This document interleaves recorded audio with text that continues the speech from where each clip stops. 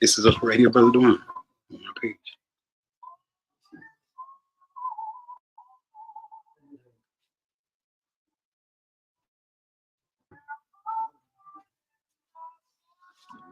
Yeah. So then now you can. Oh, okay, with my page. Mm-hmm. Okay, right there. You can, yeah.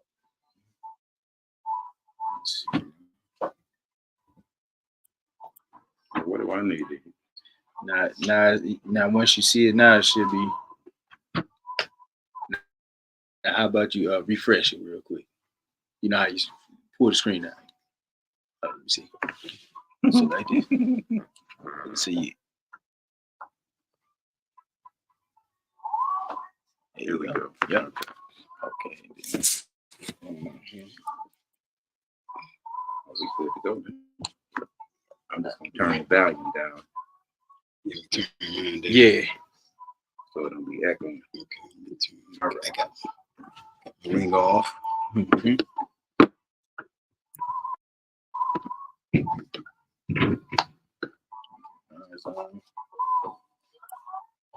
You got long ringing? Yeah. I'm just. I want to look like I got too relaxed up in the studio and be like. Promo. What you gonna do?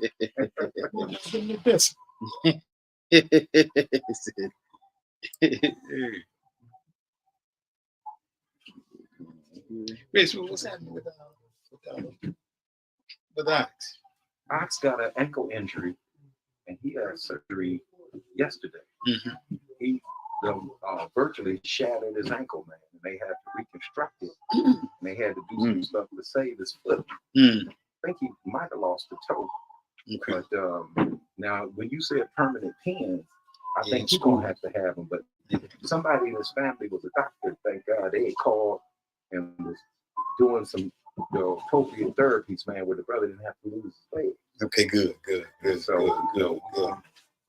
Ricky called me and was like, "Make sure you check on me." So you know, my saying we all gonna check.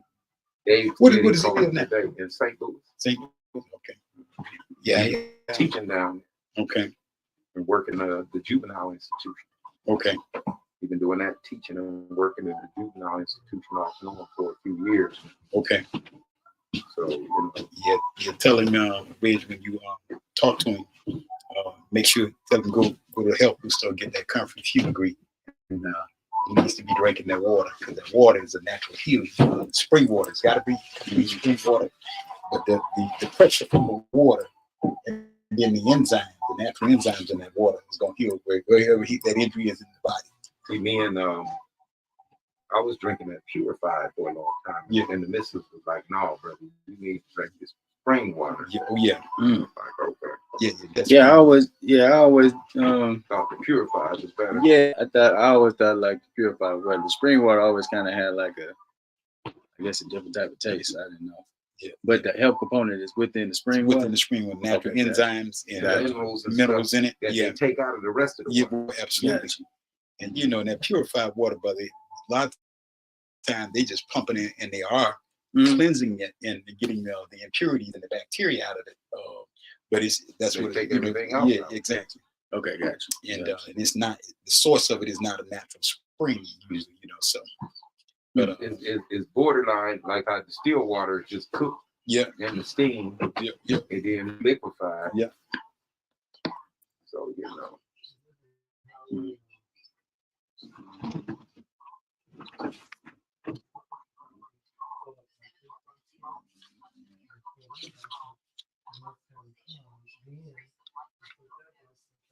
So, Reg, you've been as of late traveling around the country. Well, we've been doing a little traveling. Yeah, we've been doing a little traveling. We've been to Los Angeles. We've been. I've seen you. We've been. Of course, we did the Atlanta University Center. We've done a couple pieces over there. Mm-hmm. We've hit. Where's I've been? Morehouse. I've been like all the institutions at the AU Center speaking there. But then too, we did Los Angeles, brother, Long Beach, California. Okay. Then we did. Of course, we had the. Was that before Africa? Yeah, this is before before Ghana. Before you went to Ghana? Okay. Yeah, because we had really been laying low for the last. Well, we hadn't been laying low. We just been back in there in the lab working, and but we did back in November. That's when we did Accra, Ghana. Then we did a couple of small pieces after that. Okay. But then next week we'll have the full list of like 10 cities. No, 15 cities that we're gonna do in the next 6 months in about 8 states. Okay. I got to get you plugged in with the sister up in New York. Okay. What part of New York? In New York, New York. Yeah. Okay. So she definitely was talking about the reparations legislation that the mayor and stuff was in, and I was telling her that's primarily a social economic program. So you need somebody to come up here and talk about complete reparations, and she's open to it. Okay. What's her name? Sarah Scott. You know Sarah, brother DeWaun. Yeah, Sarah, she's been doing some work with the National Action Network, but she has a National Clean Water Collective, man. And your sister just been doing good work in Flint and Jackson and a few other places. So, get serious about any and all grassroots movements. Yeah, well, I definitely want to, because I was scheduled to do a New York piece too, because brother, 2 months ago they did the state of New York, Assemblyman, I'm gonna call his name in a minute, Assemblyman James, what is his name? But anyway, he introduced the bill in the state of New York that they finally, the governor signed off on it. It's a reparations study. And well, just so happened, Red's sister went to school with us. She's his national assistant. She put him in touch with me. Oh wow! And you remember she's AKA sister. Call her name in a minute. Lynette Shelbourne, real dark skinned sister, thin sister from New York. She went to Wilberforce. Yeah, went to Wilberforce. Yeah, and she was on the church side. Yeah, absolutely. Yeah, you would know her when you see her because she was real active, but she was real active with the New York P alumni and all that. But James Sanders is his name. Okay. Assemblyman Sanders, he's the one who introduced the bill. And so she told him about me. He called me and said, I don't really know reparations, but I know it's time. And so I'm scheduled to, about to send him a proposal because I'm going to do some training for him. Okay. And walk him through the process, brother. And that's one of the things we like to talk about, some of the difference between these reparation movements that's really reparations masters, socioeconomics masters, or reparations versus complete reparations. Oh, absolutely, yeah. Because, brother, I'm giving an example. There's one organization, they're out there hot. ADOS is out there hot. And man, but you go to the program and look at it, brother. It's an affirmative act. They still asking for jobs, brother. And stuff like this, brother. I'm like, wait a minute now, y'all, all the hell y'all raising and everything else, y'all the master thing with an affirmative action program. No. It's black bourgeoisie, and then then when they connected themselves with every white liberal and every white conservative they could find, and the argument is that they got an argument with everything Pan African, brother, and so it becomes. They're almost a doggone agent for back. Oh yeah, brother. They rushed in up on where was I recently? Oh, the Georgia State Assembly has it's House Bill 955. It's the Justice and Equity Act. Assemblyman Roger Bruce. But anyway, they had a program in Clark Atlanta 2 weeks ago, and about 8 of their members rushed up in there, man. They going off up in there, man, on the Georgia black elected officials. And they going off on them, and my thing was they were being so. And some of these brothers and sisters are elders who, even if you disagree with them, brother, there's a level of respect they're due. You're right. And man, but I'm just. Oh no, you're doing good. I'm just kind of getting things set up on the back end. Just tell me when you're ready, bro, because I know you got other scheduled events. I'm just. Oh no, I'm just kind of listening in what y'all talking about. Yeah. And then I'm gonna load this up. We gonna have 1 minute of kind of preliminaries. Okay, cool. And then we go right into it. Okay, cool. Yeah. I'm on y'all times. Y'all tell me what to do, bro. My father used to say half of the success is just gonna be following instructions, son. Good instructions, son. That's right. I mean, we already got folks lining in. They already tapping in. So appreciate everybody for tuning in. We about to get active, talk about reparations. We'll be sitting out here talking with Professor Reginald Muhammad and Brother Reggie Davidson. And we're gonna be having some real culture conversation. We'll be talking about social economics. We're talking about true reparations and what that looks like. So tune in. We'll be right back with you in 1 minute. And get my little Arsenio Hall going on. Yes, sir. So we got a little countdown going. Turn it.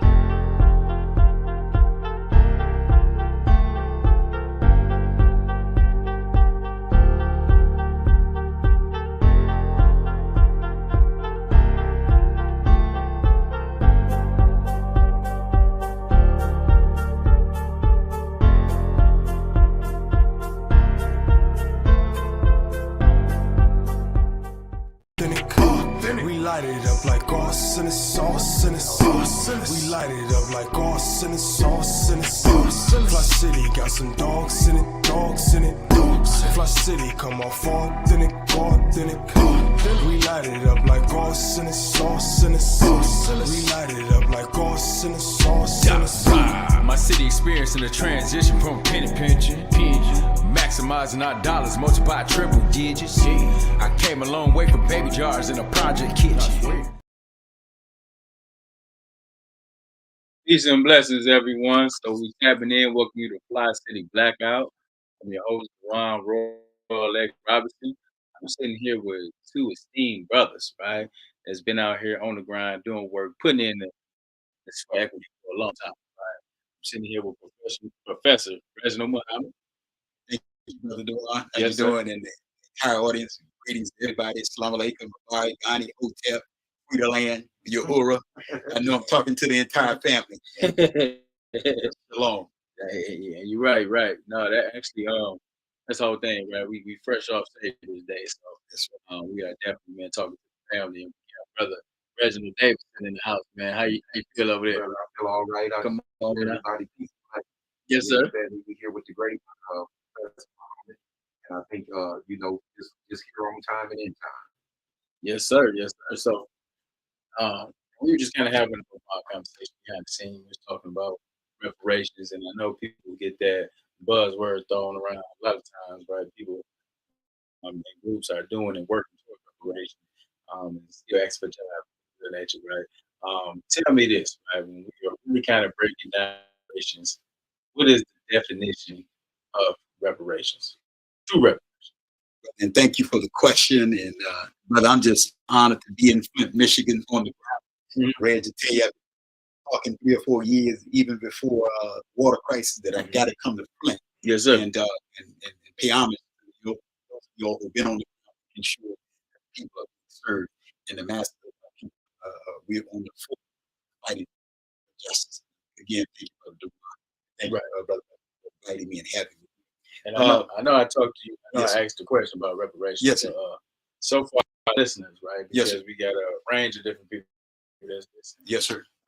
First and foremost, let's introduce you Yes. and give some background history about some of the things that you've been involved in, right? Yes, sir. And how you got to this point, right? Yes. Working towards reparations, declarations, and those type of issues. Yes, sir. Give them a description of who you are for those who may not be privy to the good professor. Well, thank you so much, brother, and thank you again for the opportunity. I'm originally from St. Petersburg, Florida. Okay. Just haven't lived there. What's significant about St. Petersburg, Florida? Some of the revolutionary minds have come from St. Petersburg, Florida. But if you look at the risings in the 90s and in the 80s, St. Petersburg, Florida. And St. Petersburg, Florida, but that's where I grew up on the south side of St. Petersburg. My mother and father still live there. I just haven't lived there for years. And what's so significant about St. Peter as far as reparations, they're the first in St. Petersburg, Florida, brother, in the early 80s, 81, 82, and 83. Brother, they have the first international reparations tribunal in St. Petersburg, Florida. And St. Petersburg, Florida, what's significant about it, and of course, there's some controversy about it, but Chairman O'Malley Yesella, the All African People, Socialist Party, That's the headquarters is in St. Petersburg, Florida. The Burning Spear newspaper, longest running revolutionary newspaper. That's where it's founded and published in St. Petersburg, Florida. So in the 80s, before I knew anything about anything on reparations, I was listening to in the Tribune. I didn't get a chance to go, but they were broadcasting it then on AM radio. And that was the first time in the United States that was very national reparations for blacks in America.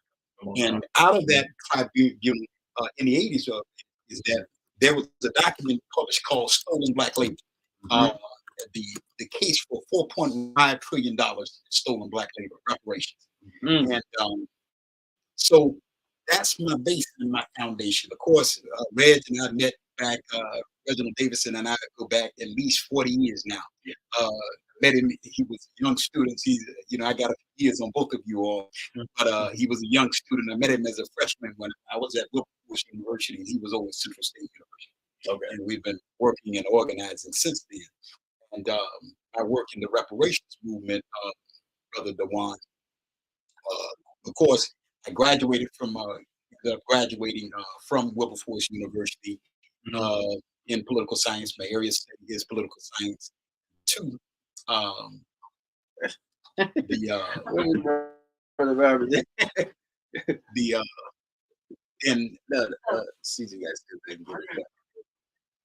then we did a lot of organizing in military science at Central State. And so from there, Brother DeWaun, and tried to be a diligent student in the movement. And from there, getting a short stint in the military, moved out to California. Of course, as a student of the Honorable Elijah Muhammad, Minister Farrakhan, we've been doing that work ever since. I've been in the reparations movement on the ground. I just was not just the theory of it, but just being on the ground, brother. Out of Miles 27 in Los Angeles, California, we call it West Point, where Dr. Collett built that mosque there. And so we got a chance to soldier with some of the best on the streets, 13 years. And how I get my niche, brother, on this reparations piece in 91, 92. I go back and read that book, Stolen Black Labor. And then it made sense to me. And by this time, Minister Farrakhan was teaching on reparations. And so it just, we just merged the two. I knew about reparations, what the minister was teaching. And then we just been on the ground. And going back to now, what we're at this point, Brother DeWaun and Reginald, is that we're talking complete reparations. Reparations become part of the mainstream internationally and nationally. You can't go anywhere around the world where black people and brown people are organized in reparations. See, 15 years ago, we wouldn't have had this conversation because reparations looked as radical and extreme. It would never happen. I know it. To your point, I'm glad that you gave that standpoint of some of the background history, right?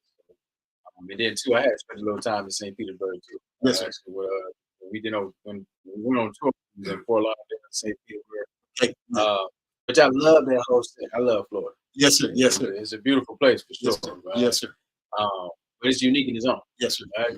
So being able to come up from that foundation, be able to become a student of the Honorable Black right?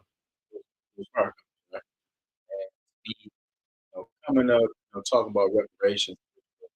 15 years ago wasn't talking about. But every other group had a sense of the reparations. When you talk about white people when they received the land, when you talk about the Jews, we talk about different ethnic groups that have received reparations. So it's only radical when it comes to black people talking about reparations. Yes, sir. Well, and one of the reasons why in my estimation, my criticism of myself and the movement, brother, we lack, we've been organized for reparations, brother, for more than 100 years. In fact, the first leader in scholarship, the word reparations, is actually W.E.B. Du Bois. We're talking in the early 1900s. What pursued W.E.B. Du Bois, a black woman by the name of Callie House, in Tennessee. She leads the largest organization, but the one, she called it the Mutual Benefit and Protection Fund. And she looked at the fact that black veterans had been worked in every war in America, even during the Civil War, on the North and the South side. And that black due compensation. And so she was asking for compensation. So she leads the largest organization, really a reparations organization. No one has uh, preceded her with the largest following of those asking for benefit from what that was over to us. And that was in the early 1900s. She does that without all the gadgets that we have and everything else. But just like with the Honorable Marcus Messiah Garvey, she was set up on a mail fraud thing because she was organized, and the government became afraid of her. So they got her on a mail fraud piece. But her name was Callie House. In the book, you want to read history work, it's My Face is Black by Mary Frances Berry. Great work, great history on Callie House. And so at the end of the day, though, brother, we have been picketing, pleading, petitioning, prayer breakfasts, and everything else for reparations, and they have not been taken seriously, brother. And so, and I've always looked and lamented over there. Why is it that Black people have not gotten referred with the reparations piece? And what I come to an honest understanding of why we have not secured reparations, we lack clear model methodology. Now, why is that important? It would be like you going into a class, brother, first day in high school or in a college class, and you go into that class, and the professor or the instructor can never provide a syllabus for the class. Well, the syllabus for the class gives you the what, when, where, and why, and the content of it. And if you're shooting from the hip, you're going to be all over the place. Talking about it, but no structure, no sync in what you're talking about. That's what's in the movement. And I didn't say there was no books on reparation. There are books on reparation, tens of thousands of pages. You know, I have in my personal library and read them. But where is the modern methodology for doing it? And organization. Yeah, absolutely. Because what comes with that modern methodology, organization, logistically, what that looks like, how do you make it happen? It would be like me, brother, come into Flint, and you've been seeing me in Flint for the last 8 years, and I tell you I'm building the largest commercial building in Flint. And at some point, brother DeWaun or Reginald and my brother Robinson, you say, well, okay, well, Reg, okay, yeah, every time I see you talking about building, where's the blueprint? Well, and I give an excuse, and I still have not produced the blueprint. But you know, you can't go to the city planning and zoning department and get no permit to break any ground until you do some formal plans. Well, the reparations movement has been missing it. The theory has been there, the history and the atrocities have been there, but where's the blueprint? Right. So if there's a blueprint, brother, that blueprint is basic enough where Pookie is standing on the corner. If he's on campus, corporate America, in Congress, or on the campus, he should be able to say who owes, why they owe us, how much they owe us, and what reparations is all essential. That had never happened in the movement. And the brother, I've heard others say this book is a blueprint. No, it's not. There's a book out that came out in 2016 page book, and people tell you it's the blueprint. Well, the author didn't say it was a blueprint. You get great historical facts. We're not going to take anything away from it. But that blueprint, brother, it'll tell you what that structure looks like. It gives you dimensions of the structure, all of that, the material that is needed for the blueprint. The logistically, what it will take to lay it out. What was missing in the movement. And so my critique and my criticism of myself, those of who have been in the movement, what are y'all going to do about it? And so we had to come up with the model methodology. And they heard me say this, Brother DeWaun, on the campus for years. And I think I'm about to get my master's. And the professor said, Muhammad, I know you're scheduled to graduate in next year. And we looked back at your master thesis. And yeah, you're right. The movement lacks clear modern methodology. It clearly lacks a model. What model have you come up with? I said, well, there's no model in there. It's like, oh, okay, well, if you think you're going to graduate, then we need to come up with a model. And I'm thinking that I'm finished. So I spent another year and a half too because I got to develop a model. So I came up with what is called the collective culture model. And so 15 years ago, but again, it tells you how to do reparations. Because we know that the Japanese got reparations in America. That's called the Civil Liberties Act of 1988. And they were, by 1990, they're getting paid. But that is what you call a legislative model. There are 4 popular models out there now. There's a legislative model. There's a tort model. Some people say we got to go sue the federal government at the International Court at The Hague. Well, that's a tort model. And then you got what is called the conversational model and the atonement model. And so Native people got reparations. And the last time America paid reparations, brother, was in 2016 when President Obama was about to leave office. He and Joe Biden pushed through the last reparation bill.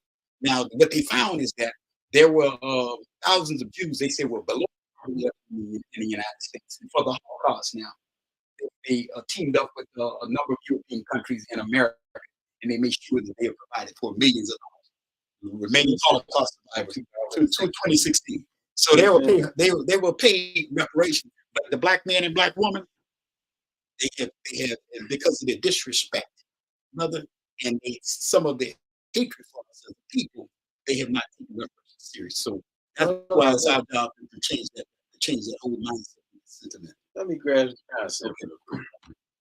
So not only did Jews see reparations In the form of Palestine. right? Yeah, you see that. But in 2016, they said there were some Jews living below the In poverty America, line. below In the America. poverty line. Yeah. But the Jews are in every sector there is, right? So Yes, sir. how do you feel that there were some Jews that was living below the poverty line?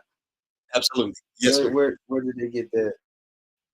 Well, their thing was there are probably some Jews who fall under a certain income level, and they found those who were struggling, elderly Jews, and who again who were basically descendants who were part of the Holocaust, and now they're living in America, elderly, and now they said, well, we need billions of dollars for them to make sure we close that poverty, get them out of that poverty level, bring them up to a standard that is just and equitable for those Jews that are remaining Holocaust survivors in the United States. But then you got African Americans. Yes, sir. As is the bulk of us are living below the poverty line. Yes, sir. You saying that they don't even take that conversation? They have not, and DeWaun, because honestly, we as a people have not organized, and we have not been in demand. Did the remaining Holocaust victims, did they organize? Take a demand on them? Oh yeah, they Oh, were they organized, yes, and then they had politicians making sure that they're part of our ancestry, they're part of the culture. So no way we're going to allow them to remain on the poverty level. Joe Biden and President Obama. So, and I think that estimate, they paid out over $12 million for the remaining Holocaust survivors. And so the key is that, again, Brother DeWaun, because we had not, first off, Brother DeWaun, you've got slews of people over the last few years in your podcast. Ask them what reparations is. Ask them to define what reparations is. Now, you again, if you interview 15, 20 people, and ask them about reparations, you get 15, 20 broad and good scattered answers. Yeah.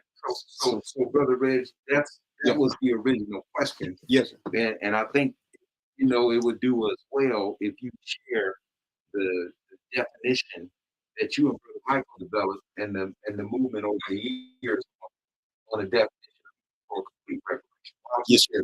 Let please do it. Thank you for the correction, brother. Complete reparations.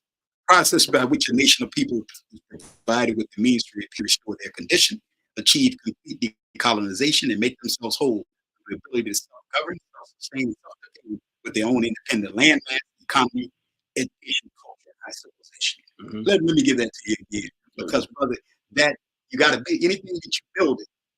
That definition has got to be clear, so the people will know. The average person, working people, the people who are in the movement, got to know clearly what it is that we want, what it is that we're demanding. Right?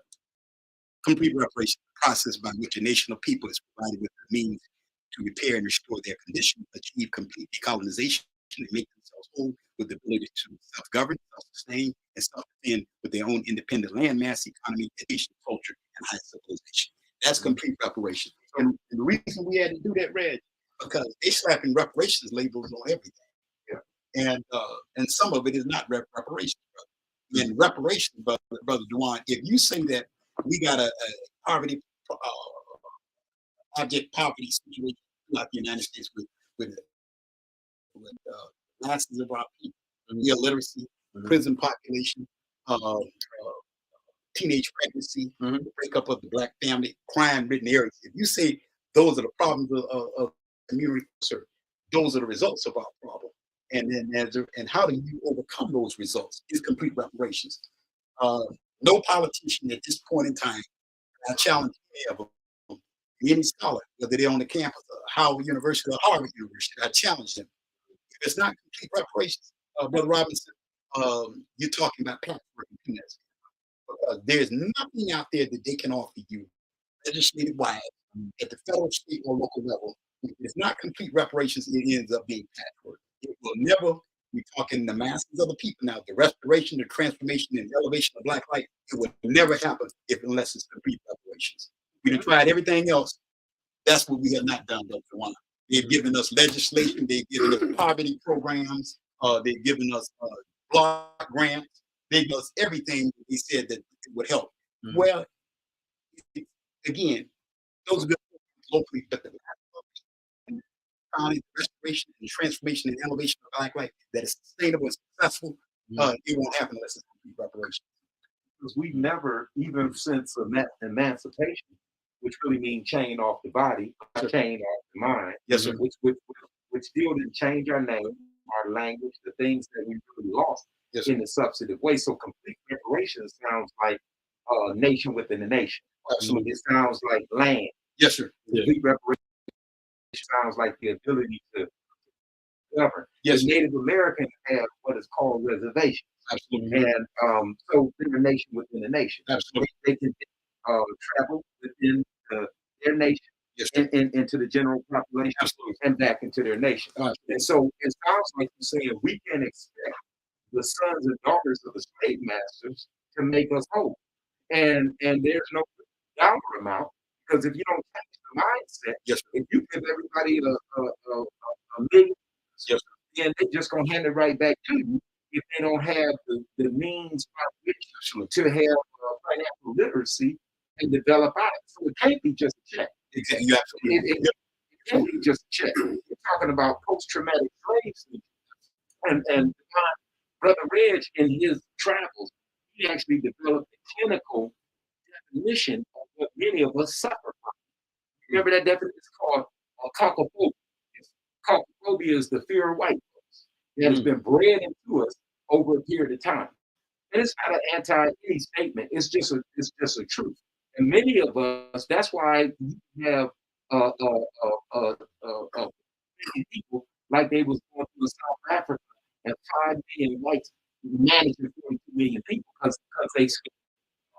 But these are things that's been bred into us. So reparations must be, I think one of the definitions that you read was talking about the second part of the definition you read. Let's read that definition again and take it a piece.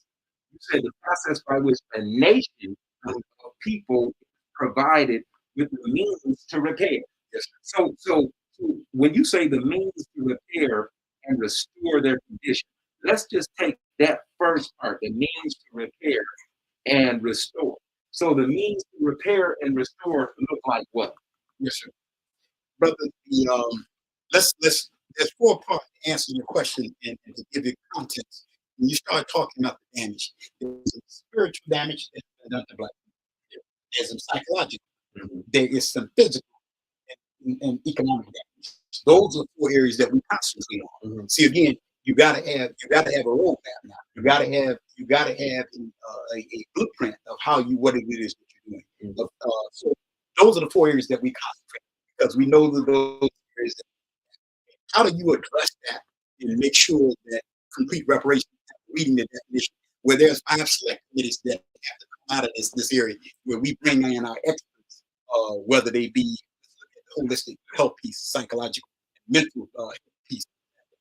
Well, 5 select committees that are part of what you call the culture model. You got number 1 is education and culture, economics and investment. 3 is public and mental health. 4 is state and land acquisition. 5 is public policy and legislation. Now, let's look at education and culture. We have to have re-education and a reform of us as a people. Going back to what Reggie was talking about, brother, think about people who've been traumatized, terrorized, tortured, tormented for centuries. Traumatized, terrorized, tortured for centuries. Traumatized. castrated, colonized, and cut as a people. Now, how do you deal with that? Because in the psyche of us as a people, brother, one of the things that has happened to brother, as Reg was saying, that brother, we have developed a fear of European people, brother, all over the world, because of how barbaric they have been and how civilized and savage they have been toward the people. And so, and the that you won't hear me say is a transatlantic slave trade. It's a transatlantic enslavement and trafficking of black people. We got to change the language because it was so devastating, traumatized, terrorized, and tortured for centuries. So what comes out of that, Brother DeWaun and Brother Robert, is a fear that we have black people, caucophobia, the collective fear and intimidation of European people, those who classify themselves as Caucasian, white, Aryan, and Jewish. Caucophobia, the collective fear and intimidation of European people, or those who classify themselves as Caucasian, white, Aryan, and Jewish. Now there'll be somebody who listens to us and say, man, they just making up stuff. Brother, do you know there's a science at every major university now that studies mind and psychology and psychiatry called epigenetics? They look at the fact that any time when people have suffered and have been victims of trauma, they pass it on sometimes in the DNA. And psychologically, they pass it down from one generation to generation. They're saying Holocaust survivors of the Jewish Holocaust, they are passing that down into for different the next generation down and passing it on, even though that was years and decades. What about black people in America? Reparations is about repairing the damage. Again, that damage is spiritual, psychological, physical, as well as economic. We've got to repair that damage. And so it's not about just giving a check. One of the things, the arguments that's been missing in the reparations movement, especially with the black bourgeoisie, is the land question. There's a major land question. So no, we're not talking. You will never hear me criticize the movement. I'm like, give me a check. Every black folks run around, give me a check, give me a check. Where's the check? Cut the check. See, we sound silly, brother, and trivializing. That will not repair the damage. Right. And so we got to bring in our 5 select committees. We got to bring in our best scholars, our best minds, those who are trained workers, students, and youth, and have them say, this is the latest research, here's the latest recommendations. And that's how we do it. That's part of what you call the collective culture model. Exactly. And that's on page of the, and for those in the audience, we're reading from the National Reparations Declaration and the blueprint. So the collective culture model is, excuse me, that is page 36. Yes, ma'am. That's page 36, Brother DeWaun. And there's actually a model, a design, because we're talking about methodology. We can't move forward without methodology. Most of the time when you hear about reparations, you do just think about a check. And a lot of the reparation movement and remedies that's being presented in any town USA is really socioeconomic programs. Yes, sir. To help you get a check or maybe some form of what would almost be like a set aside or something like that to add to your economic condition. Yes. But if you don't address these other areas that you just mentioned, if you don't address the reorganization, and you can imagine the sons and daughters of a rapist offering a remedy to the sons and daughters of a rape victim.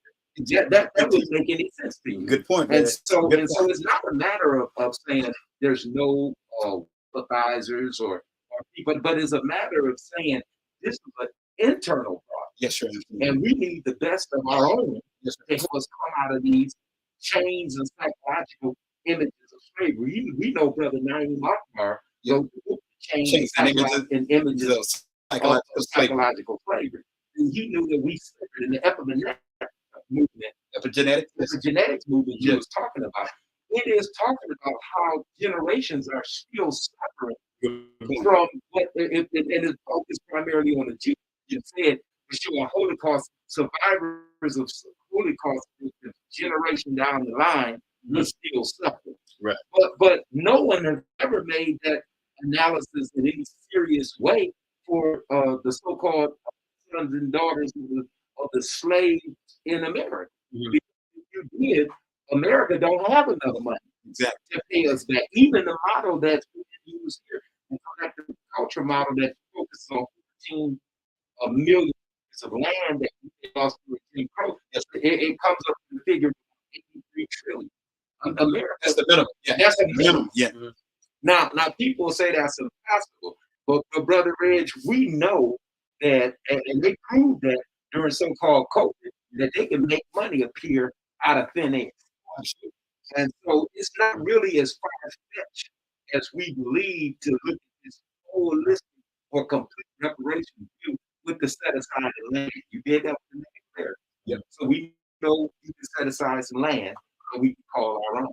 And land is very important. Even the land is our foundational economic question of America and its capitalistic system is based on 3 factors of production: land, labor, and capital. Yeah. Generally, those who own the land employ the labor that produce the capital. Economics 101. So there has to be a redress of land. Every time we had some of this land of our own after slavery, whether it was Rosewood, whether it was Tulsa, whether it was Black Wall Street, you couldn't get too well without something being blown up. And then COINTELPRO and the psychological games that was played on every organization that we tried to develop independently to break us up. And then in the integration, remember it was separate but equal, and which had its place. But integration, it really took us out psychologically. And this is more so than being racial. This is just the truth. Psychologically, here we believe white folks' water is somehow wetter. And we believe that white folks' ice is colder. Absolutely. And nothing can be further from the truth. So we don't address those thoughts. Yeah. If we don't address the mental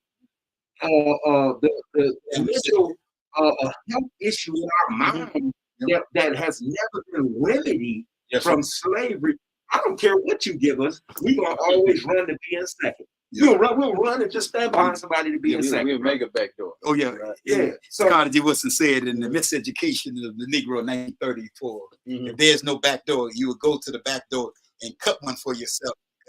Education makes it. And so yes, but brother, you're absolutely right, Reg, because let's just stay on this legal question for a minute. Brother, look at Brother DeWaun, go and pick up any book of reparation, and unless there's something came out in the last month or two, brother, that lending question is left out, brother. They'll tell you, everybody, the black bourgeoisie especially, they're closing, how do we close the black-white wealth gap? Now that's the part of it. And you can deal with that on a money situation, but when you start talking about, are you gonna be sustainable and successful for the remainder of the 21st century? Food farming and sheltering and manufacturing, brother, that lending question has to be dealt with. Otherwise, in the Minister Farrakhan said, you're not talking millions of acres of land for 8 to 10 states. It's just a compromise. And I agree with that 100%, brother, because all freedom is about land. Our people in Azania, Julius Malema, in South Africa today, brother, this is a land question. We don't talk about integrating and when I say Azania, we're talking South Africa. And at the end of the day, but the land question. Removing, just going to rub it off the land from the white farmers there. Yeah, they excuse me, bro. Let me get that up off you. Yes, sir. Absolutely. Exodus been roughing the land off. And one of the things when we talk complete reparations, and remember too now, the other problem with some of the movement, now much of the movement is looking at the federal, state, local government. But brother, our research shows that there are over 30,000 plantations that are still up and operating. They made their money in the United States. Now they're under different foundations and businesses, made their fortune off enslavement and trafficking of black people. So exactly. So we not only 30,000 plantations, brother, we're looking at nonprofits that are we're talking about the Catholic Church. We're talking about colleges and universities. Give an example, Georgetown and Harvard. Absolutely. I'm going to give you some of those examples right now before we get off.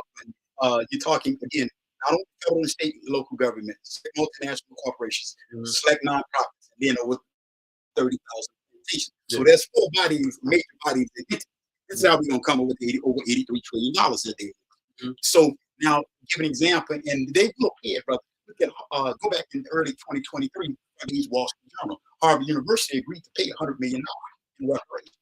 Why? Well, they know that the research has shown that there were over 40 founding members of Harvard University who made their money off enslavement and trafficking of black people. And major universities, Georgetown, Cornell, and others, brother, there are times when those universities were struggling. They sold off slaves. and bought to do the manufacturing and build these sprawling campuses and everything else. We know the Washington, D.C., the District of Columbia, was built by enslaved those our ancestors during that era. So they owe us, brother. And give an example, Harvard University, they're faculty members who got copies of the Declaration, so they know we coming and they know we know how to calculate it. And what's key about the Declaration, brother? Dr. Ray Wimbush with Morgan State University read it. Yeah, he's considered the dean of the movement, brother. And one of the elders who read it, and he called me. He said, "Well, Professor Muhammad," he said, "in my 40 years in the movement," he said, "I never seen better calculation." But we didn't go get white folks to ask them how to do it.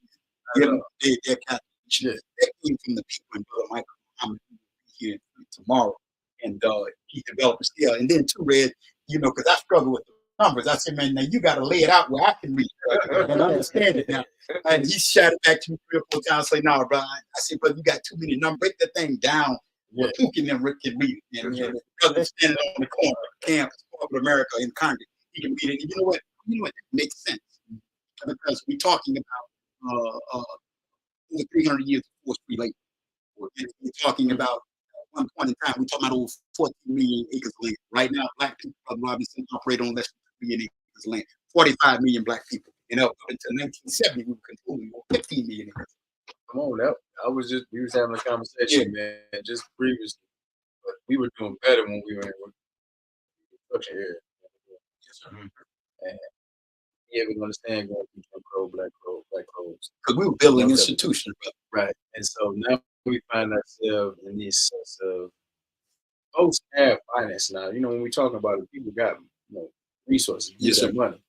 As a collective, right? I don't think we understand how strong we spend dollars with each other. Well, I think that's where we talk about being organized and understanding how to co-op, understanding economics, right? To be able to foster ourselves to a different circle, as a different bracket. Absolutely. And so, how will we get folks to be in the mindset to do that? Because at the end of the day, it's the mindset. Let's go back to the committee that's in part of the collective culture model, economics and investment. Well, before you, yes, sir, brother Robin. Yes, sir, please. We're on the same line. About our responsibility. I hear what you say about, when you think about school or 1776 or 1825, 1861. At no time in this theft, like Reggie said, that the rapist is going to acknowledge the rape, number one. Yes, number two, to say for us, our responsibility has to be a model, as you just laid out in the book, the formula. But the formula has to start with us wanting to take back, first of all, our own names. Yes, sir. Because we have to have a mighty shift. Yes, sir. If you talk about any form of that reciprocity takes place, it has to start with us saying, number one, we've always been told who we were. Yes, sir. Yes, So sir. one of the first things we need to do, if I want to name myself Yellow, I need to take back who I am, number one. Yes.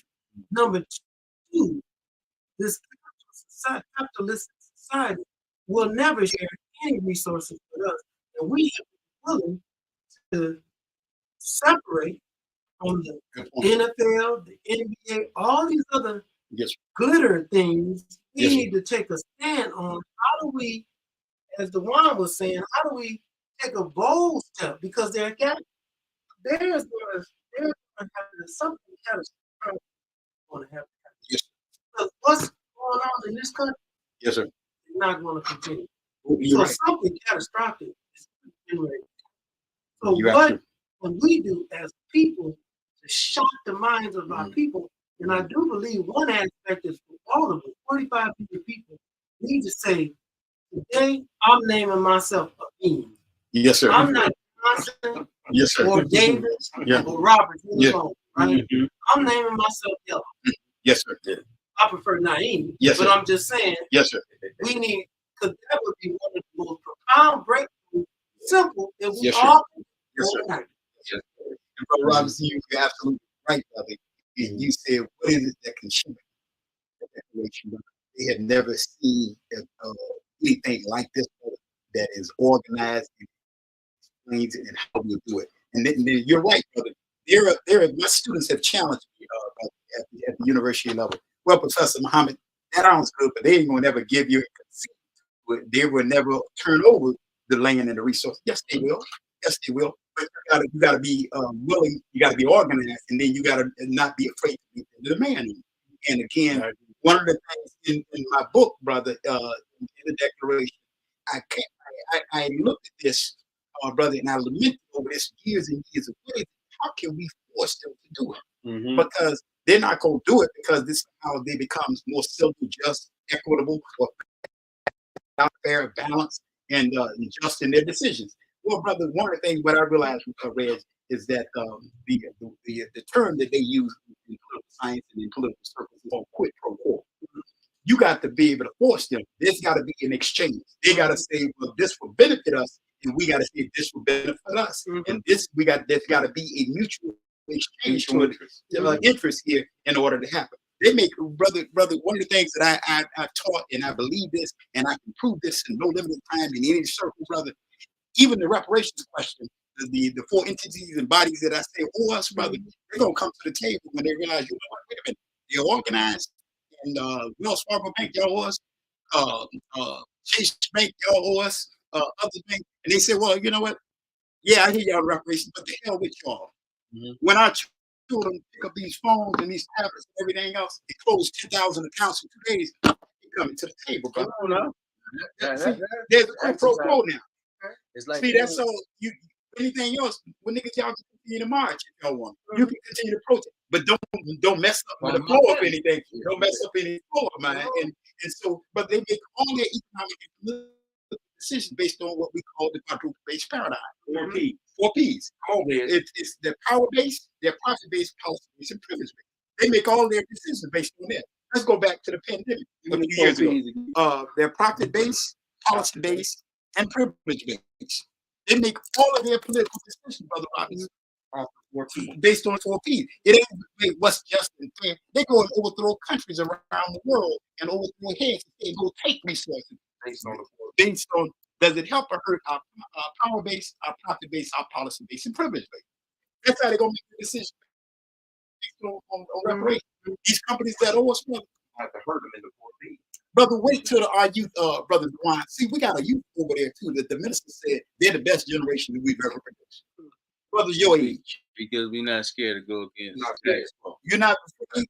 You enlighten you, brother, and you don't suffer. Most of y'all don't suffer from Caucasophobia, the collective intimidation of European people. Or those who classify themselves as Caucasian, white, Aryan, and Jewish. It's kind of like when we were saying, like, man, we told MLK, make me do it. Yeah. When Johnson said, y'all want this civil rights day, now what you got to do is make me do it. Make me do it. So then, where is the 4 Ps? The paradigm is on page 45. And again, I'm not being silly. They always there's an international, national, and a local European ruling class. I'm talking about there's always a ruling class. These are bankers, brother. You start talking about why those who, especially the young generation, I had to go back, make them backtrack sometimes. Professor Muhammad, why you always got to bring up slavery? Why you always got to bring up Jim Crow and everything? Brother, the whole banking system, insurance, industrial revolution rests off the back of free labor. 60% of all the cotton that was being utilized throughout the world was right there much of the South. Over 60%. Free labor for black people. Worked out people from KC morning to KC night. And again, the whole industrial revolution rests off the backs of free labor. You don't have an international economy until black bodies start to be dispersed throughout the world with free labor. So you're talking about go back and read How Europe Underdeveloped Africa by Walter Wright. Go back and read Capitalism and Slave by Dr. Eric Williams. These are major pieces. Go back and read The Secret Relationship Between Blacks and Jews, Volume 1 and 2. So the whole economy rests off of that. The banking and the insurance, the Lords of London banks. The Barclay banks. This is how they made their fortune, of the enslavement and trafficking of black people. And so that history is very important because what that provides, and especially after World War II, America has shifted to become clearly the superpower by then because they had all this free labor. Yeah. They gave them an edge. Yeah. And they were able to produce the corporations. And look at the major multinational corporations now. Many of them are tied to the military industrial complex. Go back and read the Roots of War. See, these are you gotta put all that in context. Going back to the quid pro quo now, when just a few of the ball players pick up the Declaration, say, you know what, this makes sense. This will bring down the poverty level. This will bring down the homeless level in Black America, the illiteracy rate, the poverty, the prison pipeline. That would help eradicate that. We're going with that. Yeah. 5 ball players, marquee basketball players, LeBron and whoever, and some of the others. You know what? I'm telling young brothers, man, Georgetown come clean on it. We ain't playing no more basketball at Georgetown. He coming to the table. Come on. There's got to be a quid pro quo. See, now, if we don't utilize the quid pro quo, see, the Montgomery basketball county is successful, brother, because somehow the crackers down in Alabama, they got another and one a little bit more silver and just. With Dr. King and others who organized back that time. Exactly. So when they started losing money, the municipalities and the bus line, wait a minute, we can't pay our bills because we're depending on, to a degree, public transportation. Yeah, they come to the table, man. So using that study, and I agree. Yes, sir. We got to handle it. Yes, we living in a capitalist country. Yes, we got to make sure we address their finances. So if we was to take it, we get banks. Yes, sir. If we want to make it safe. Yes, sir. Brother Robert's always talking about boycott. Yes, sir. Pulling our money and our finances away from institutions. Yes, sir. And then all these other things that we realize. I'm saying for us, it has to be something that's going to get us into that position to do so. Right now, because people are so distracted, so people they ready to spend their money with these. Yes, sir. These organizations, these companies, these yes, institutions. Sir. I think for us, it's getting that information, that education out there, so people understand the severity of yes, sir. True. Yes, sir. And then it's some practices that we have to do. Yes, sir. Absolutely. So we should be on a basic level, like when we talk about changing our name. It's something that gives us self-identifies us as people. Yes, from there, we should have some structure, value systems that we should instill. Yes, absolutely. Just like how the model, like the brother. Yes, sir. Right? Yes, sir. So way to eat, right? Way to we praise and spirituality, those type of things. Yeah, absolutely. As a collective of Black people, we have to get on one accord. Yes, sir. Right now, we still get franchise that we can't even see past them out.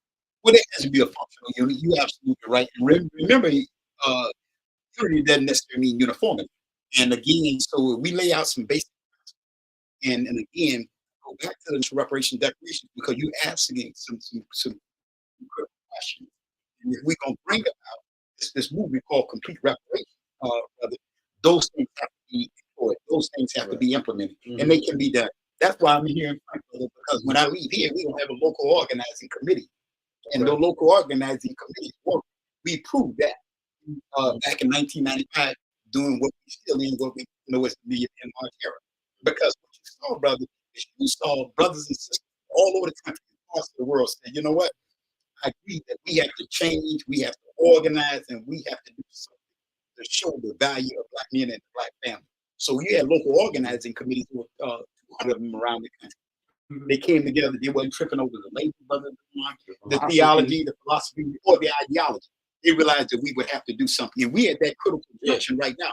The time is right, brother, than it's ever been before. We got a pathological liar, Donald Trump, Biden, whole massacre. He's part of the massacre of the Palestinians, and he's a little bit more polished, polite, and political. But hell, he's just as deadly as Trump. And so down the framework for the crime people. Oh, absolutely, brother. That incarcerate millions of our young men. Absolutely. Everybody know this too. And I hate that those are the two choices. That's the two. Maybe this is another conversation. You can raise my Yes. Change policy and legislation. Well, we can do that now, brother. We just not implementing the quid pro quo. They're power based, they're policy based and privilege based. I mean, policy based and privilege based, brother. If you ill affect any of them, they're gonna come to the table negotiate. But you got to be willing to take. Can't be cowards today. Got enough people who have military experience. You got enough people with information. We just got to get up to the heart to stand up and say, because most blacks don't support complete reparation, brother. When I question them deeper and understand behind closed doors, there's usually two reasons why, Brother Robinson, they don't support complete reparation. It's because of their ignorance is one, or their fear of what the backlash coming from white people. Because remember now, some of your most liberal friends, brother, they're with you until you raise the question of complete reparations. Now, some of them have jumped on the bandwagon now, but there's a very hardcore liberal and conservative labeled Europeans. They with you until you raise the question of reparations, because what they know about that, brother, the former enslaved slave masters, grandchildren now that are in power now, they know once reparations is complete reparations implemented, you'll start to see that homeless rate down. You start to see blacks really politically empowered. You see blacks building institutions that they had never had. Right now, we're down to 22 black banks now. Brother, and at one time, we had over 100 black banks. Now, at the end of the day, once we start building up institutions, they realize that the masses of our people are not laying at their feet anymore. And it changed that old social symbolic relationship we have with them. And when I mean social symbolic, brother, we give away the vote just because they came to Pascal's restaurant in Atlanta and hugged and took pictures with us. Yeah, social symbolic. They come to the church. They come to the church And shake with the hands. good Reverend Doctor shake hands. He gets the whole congregation vote for him. It's absolutely. But that does not change public policy. When you go to the LGBT community or the Jewish community, brother, you want their political support. They hand you a list of about 5 to 7 things. You got to sign off on one of them or go to hell.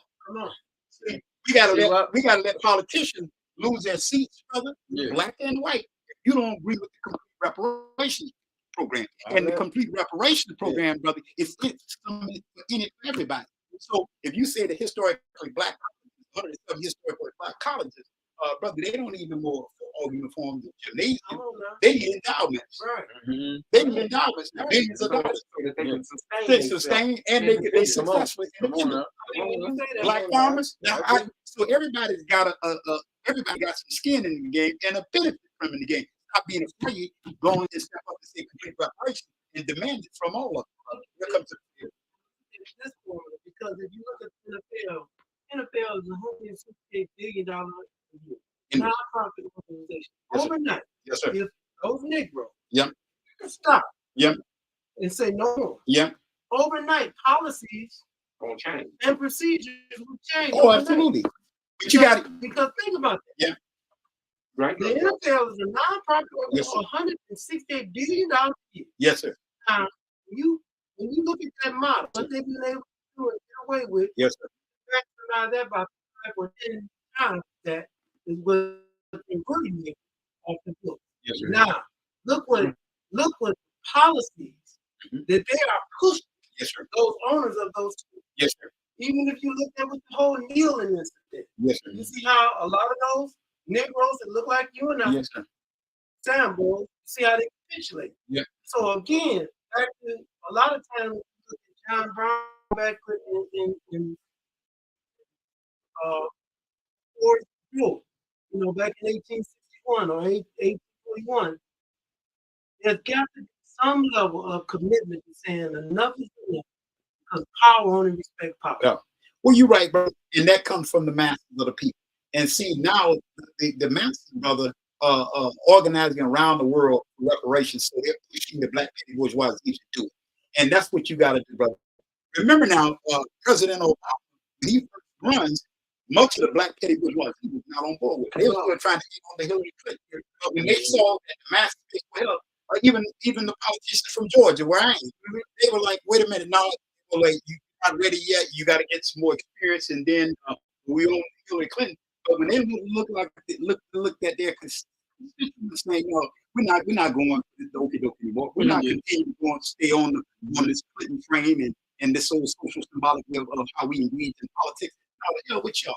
And so they started. So John Lewis, Andy Young, and all the rest of them, Magic Johnson, and all of them, they had to catch up.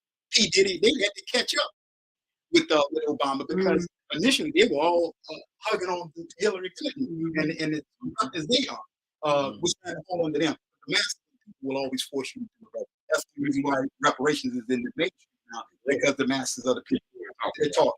And even internationally, brother, my criticism of the African Union, brother, I wrote a paper for graduate school, and it was entitled "The African Union: The Missing Body and Voice for Complete Reparations." And the reason the continent of Africa hadn't addressed the reparations question because the African Union, the Negroes are too afraid, brother, to go against the former colonizers, and now the neo-colonists better do. And so now, but the people have forced them, brother. They are organized, Yellow, Lumumba, Julius Malema, and others, brother, moving worldwide.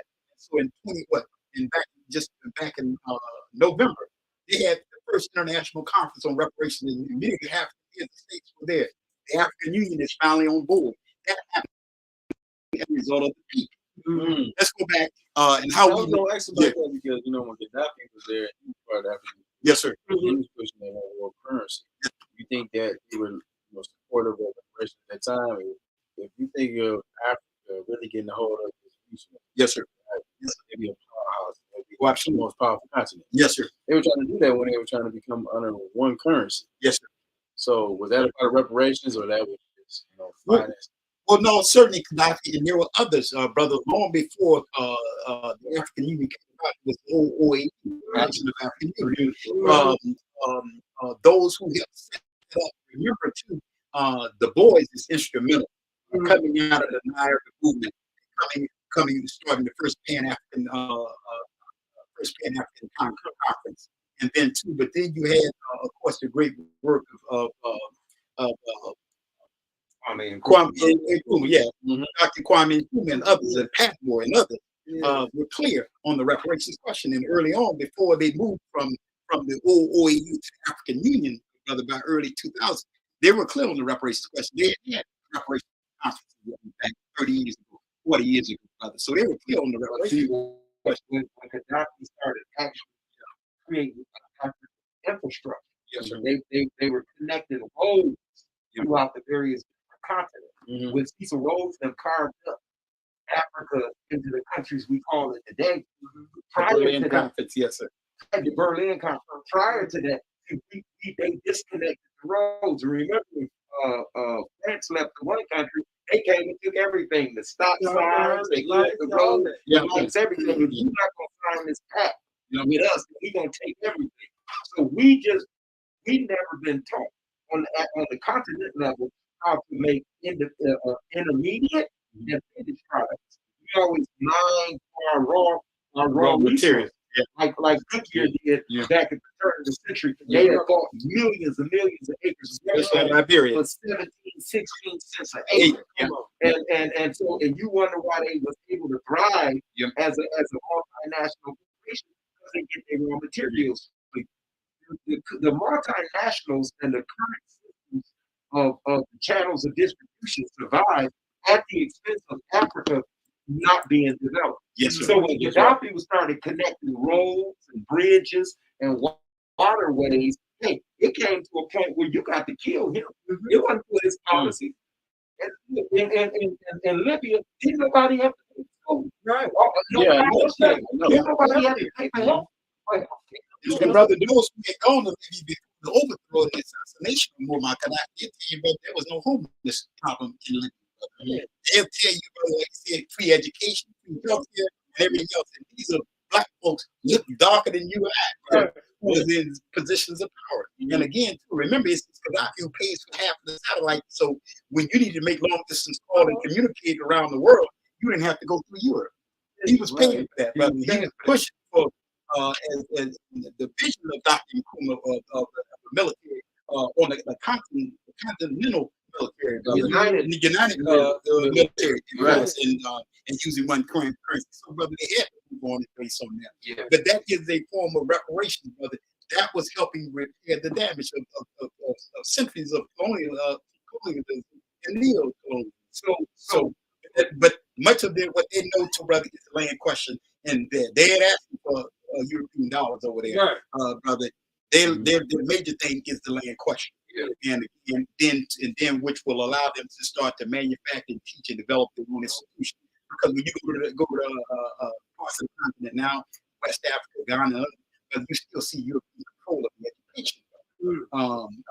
So much that what they have not been able to teach, brother, because again, they're suffering on the neocolonialism now, brother. And so our job is to connect with them, brother.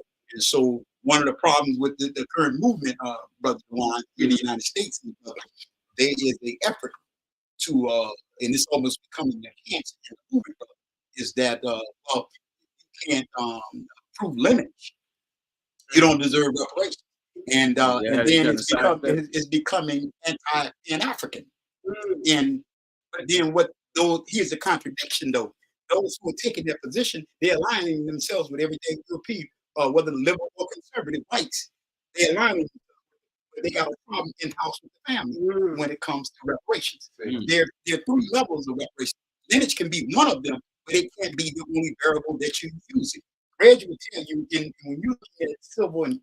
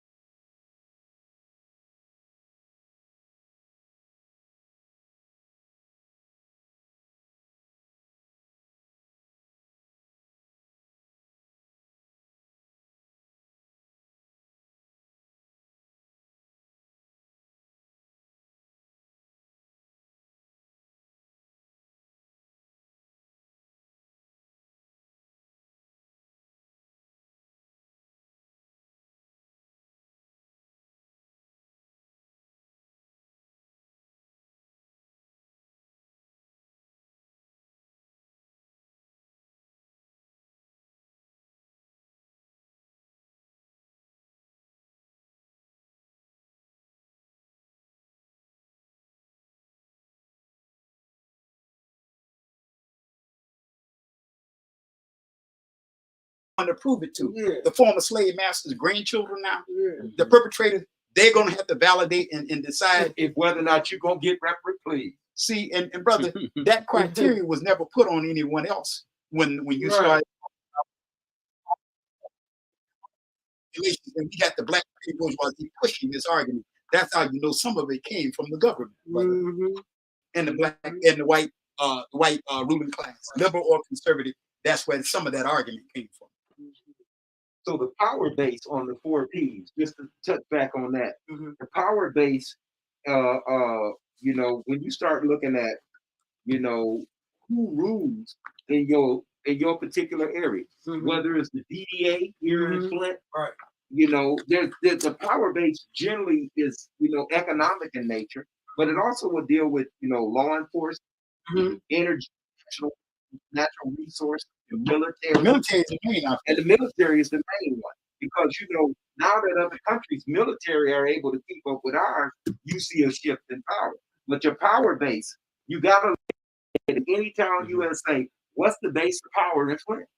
You know, what is the base of power? So like I said, it's not just economic. It's not just the DDA. You gotta look in Flint at things like the foundations that pass out money to and control the flow of ideals and benevolence in Flint. And some of that's their profit base too. And you go with profit base with CSMI, There's a nonprofit industrial complex in any town USA that helps keep us pacified. You get to talking too loud in your little organization, you don't want you a grant. And now you got to give an impact statement and you're a slave to the grant giver. But then those who make profit off of it, who can, you know, who control let's look at the land bank, for example. If the land bank was a nonprofit organization, I can remember in 2005, you used to get a driver's license from the city of Flint. And if you found a piece of property, you could take $500 and a driver's license, and they would give you a land contract. And you could fix the house up and be an owner of the house and not just a perpetual renter.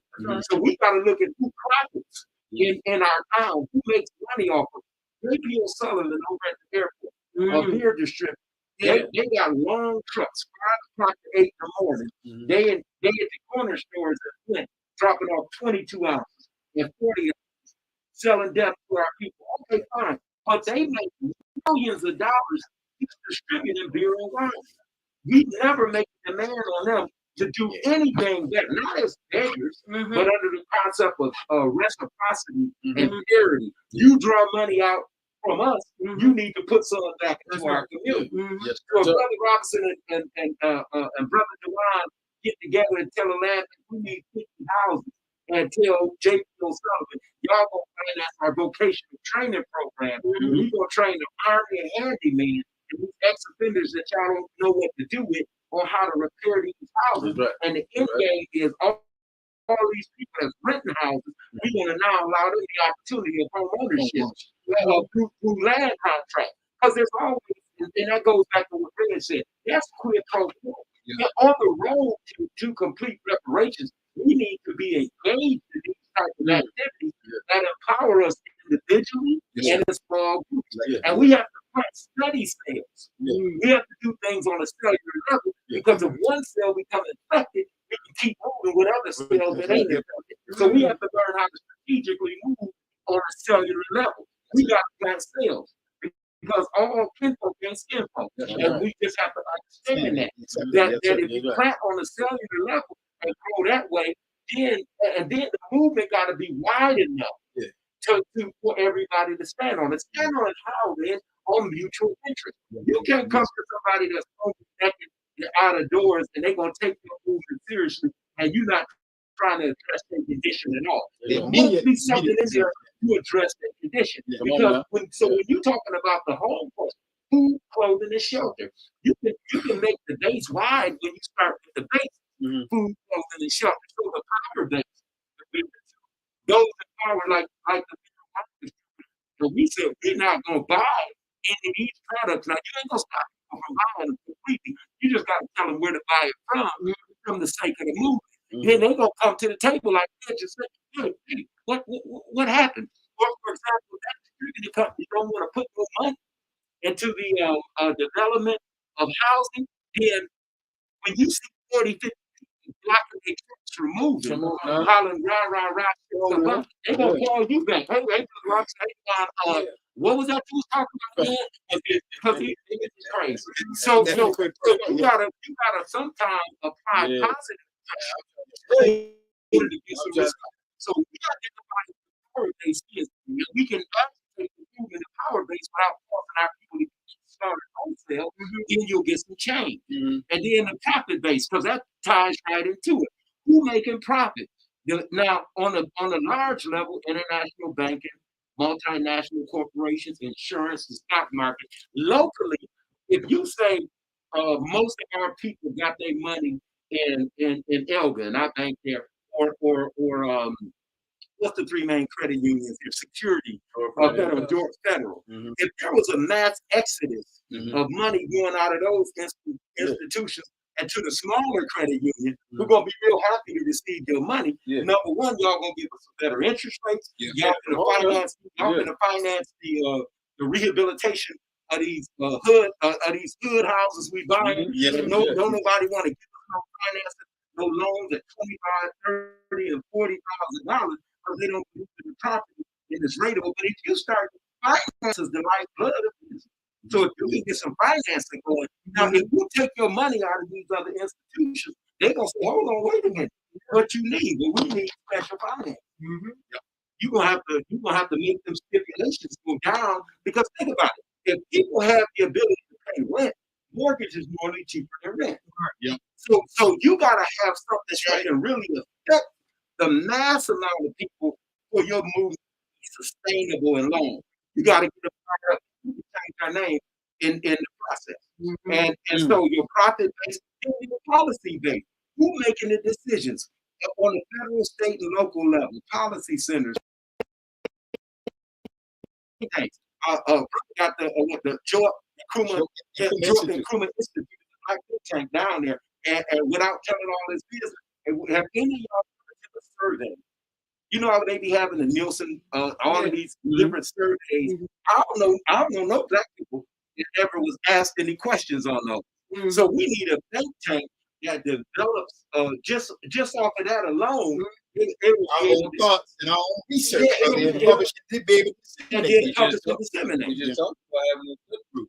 That's right. And we should employ that like right now. Yeah, because that'll be more accurate when you got 50 cities, 50 HBCUs, and various different places where we congregate at, saying this is our position. Right. Yeah. Yeah. And so political action committees, colleges and universities. So even your mayor or your city council, it is not enough just to elect them.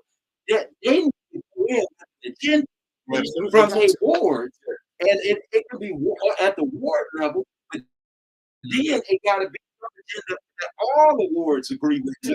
Because when they come in with the agenda, you ain't got to worry about, hey, now you sell this agenda out, you can recall somebody, and you can get them out the way, but you got to and send them in with the agenda, the policy, because those policies that they make affect how we end up living. So we done talked about the power base, the profit base, the base, and the privilege base. Like just like Ed was saying, that's sport and play. America's built in sport and play, and gambling, and sports, and travel, and entertainment. We got our little kids at 2 or 3 years old, dance, baby, singing, baby. We got little kids holding on the wall, and they can gyrate, can't even count 25. So we really need to address the question of sport and play. And y'all touched on it in terms of people performing in these schools. Now the Flint schools are falling apart. So what happens is they'll accept some of the best of our kids with their athletic acumen into these schools and the surrounding and peripheral areas. We got to find a way to draw them back in.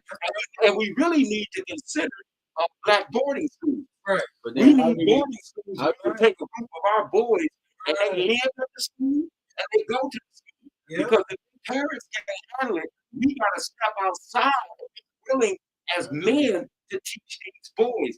And I'm picking on the boys because they're the pride of our people. We have to pick on these boys, and the women got to demand, like Dr. Umar said.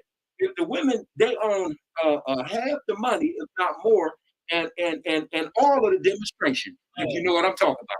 So if the women deprive us of the demonstration and require us to act a certain way, brother, we're going to change overnight.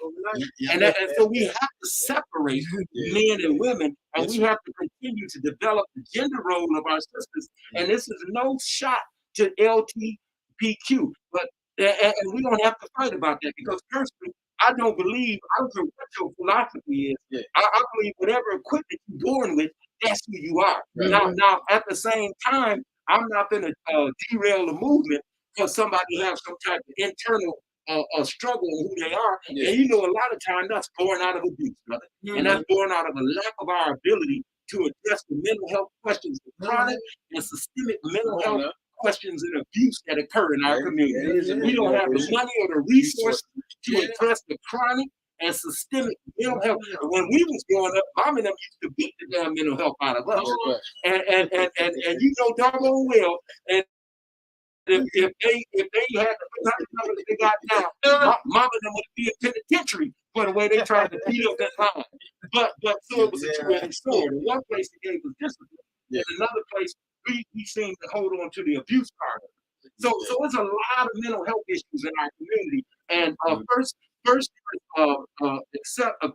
denial, you understand me, and then there's acceptance. So there's a certain level of acceptance that has to take place in our community about who and what we're in, the condition that we're in. And we gotta stop turning, we're gonna have to turn away from the sons and daughters of those who put us in condition for our remedy and way out. That's right. We got to find the professionals in our community and put a demand on them. And they're precious. We got to take care of these teachers and these mental health experts. We got to find a way, just along with the after school program. I don't care if we have to pass the hat to get a couple extra nickels to come and talk to us on their off time. We got to We have to start being now the movement, and I'm gonna shut up. That's a complete reparation. That's the complete reparations piece because It's there's gotta a certain level of separation that has to take place. I don't care if it's after school programs in the short run, but you know, when Jewish families, when they kids used to come home from public education, they had their own programming for them at the family level. absolutely. And we got to go back to the kibbutz and the different things we used to have in ancient We had Africa. those too. We We had have those to have too. communal things. So we need after school programs. If you're gonna go get the grant, if you're gonna go get the Bible bank with me, don't feel like you're a vet because the nonprofit industrial conference that give you those little grants. Don't think for 1 second that they don't take your ideals, ship them over to the other group on the other side of the country, and develop 10x it and develop it on steroids, and they receive the ideals back. Micro businesses and micro organizations, we're gonna have to team up and fellowship with one another on the level of Ujama, collective work responsibility. I mean, collective work responsibility, and Ujama. We're gonna have to make our micro nonprofit organizations team up with our micro for-profit businesses to solve solutions and to create wealth. The two are not mutually exclusive. There's no vowel poverty. We just have to do it in such a way where it's beneficial and the rising tide lift all boats. See, we got if we don't do that, see, we can do that, Brother Reg, on the road to reparations. See, on the road to reparations, there's work that can be done. Like you said, what can we do now? We got to start culture out. And that's the part of the collective culture out. You start doing it because remember now, all of that needs to happen. We're talking about a 20 to 20-year process. But again, you start implementing at the federal, state, local level, you start to see some of the maladies and some of the problems in our community. You start to see them being addressed finally. You say, you know what, this actually works. Next year, right here in Flint or Atlanta, Georgia, or Los Angeles County, homeless rate went down 10%, 15%. What did they do? Well, they're implementing complete reparations. And it didn't happen overnight. It didn't happen 2 years. But over the next 20 to 25 years, this is how it's sustainable and it's successful for the remainder of the 21st century. And again, but Red, you're absolutely right. And again, let's go back to the when we start talking about the privilege base, and I'm gonna show you how a good example, brother. In 2019, Brother DeWaun, Brother Robinson. This is when I tested my students tested me. In 2019, there was Trump was in office. He shut down the government. The longest shutdown ever in the U.S. history. Government shutdown. If y'all remember now, the argument is that you're gonna give me the billions of dollars for my border wall. Otherwise, the country's gonna stay shut down. And I'm like looking at this, and one of the students challenged me, and they used to say, well, what about the quadruple-based paradigm? Does it work now? I said, oh yeah. And so I said, what is happening nationwide? You got the government shut down. I don't think this lasts. And then I go back and look at my power-based, policy-based, privilege-based. Now, sports and entertainment is the privilege base. Now, in 2019, Reg, the government is shut down. 2019 Super Bowl is happening a month around that time, a month after. NFL owners got together. But guess what? Where the Super Bowl was in 2019? It's in Atlanta, Georgia. The business airport in the world is in Atlanta. And I said, wait a minute now. They ain't even let down Trump. Mess this up. So Brother DeWaun, he comes on national TV on a Thursday and says, well, yes, it's affecting the economy, affecting families and everything else, but I better get the money for the border wall. Otherwise, America better hunker down because we're going to get the border wall. And so whatever you have to do, you know, he's dismissing it. He says that on a Thursday. Then he walks his ass back out on the White House lawn 4 days later and said the shutdown is going to be over. I knew damn well it was going to be over because now the booking houses, the largest commercial day worldwide, they paying $5 to $6 million for a 30-second spot. Come on. That's right. 7 million. Yeah. 7 million. Okay, well, that was back in 2018. You could get some 15 to 30 second spots for $5 million. Well, I said, wait a minute. And so I said, no, this shutdown is not going to last that long because he's the business airport in the world. Now, they canceling flights. Now, they're affecting the power base. I mean, the profit base now. They're affecting flights. You got half of the NFL owners. These are multi-billionaires, brother. Yes, sir. Now they say, wait a minute, you starting to affect. So from okay, you done had your play, you done made your point. Now get your ass back out there and open up the country. So 4 or 5 days later, after you said it, America better hunker down and you better unite and talk to your politicians and get the money for the border wall. You never got the money for the border wall. Yeah. But you had 4 or 5 airports had started canceling flights. Yeah. Then you're month after away from the Super Bowl. Now you about to start canceling flights because my job was to do is go out and tell the air traffic controllers at Atlanta, literally walk into a terminal, shoot some time, say, look, if y'all don't come to work, they're gonna have to shut this thing down. They're gonna start canceling flights. If the air traffic,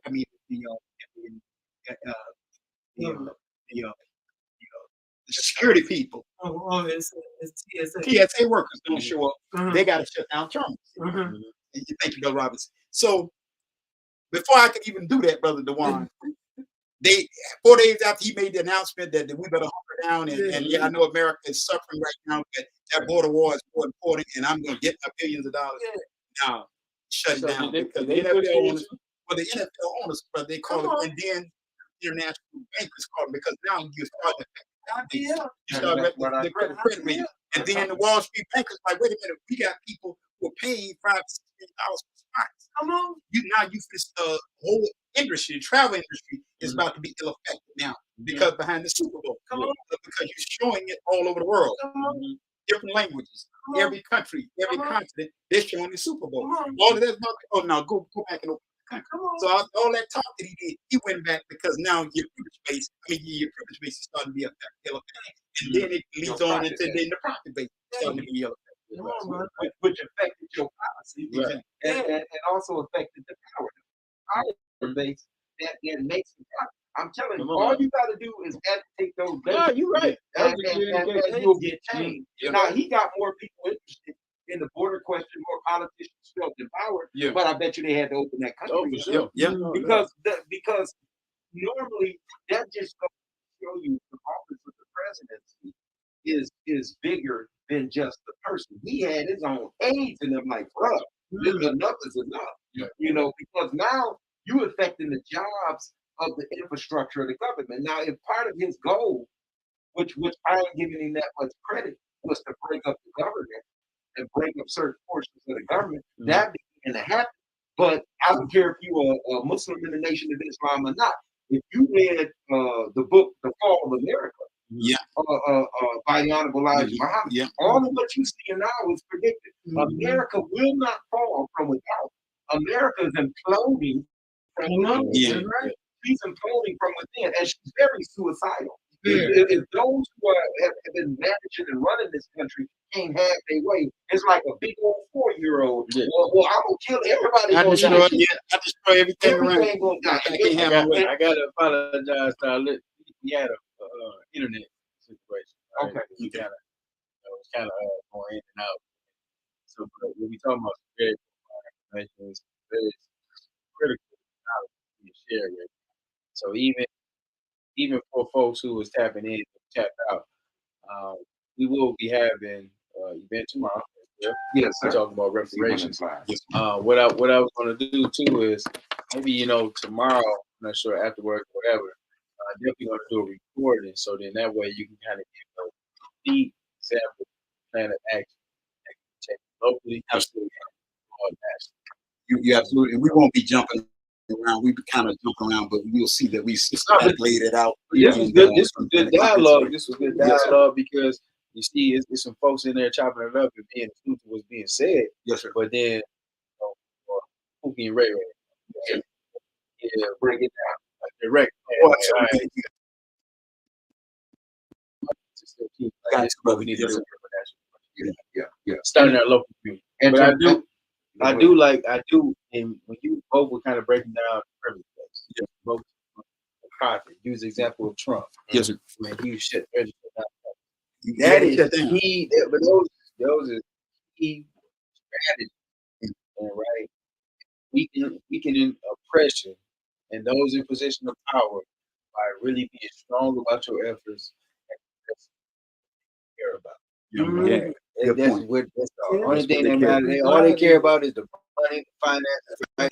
They social status, right? Yes, sir. That's right. Status quo, right? That paradigm. That's all they care about. Now, when we can be very strategic in addressing that, right? On the road, and you all clearly just laid that out. Right? So I just want to make sure that it is a point, utilizing strategy, right? Please be sure to make sure you check out the show.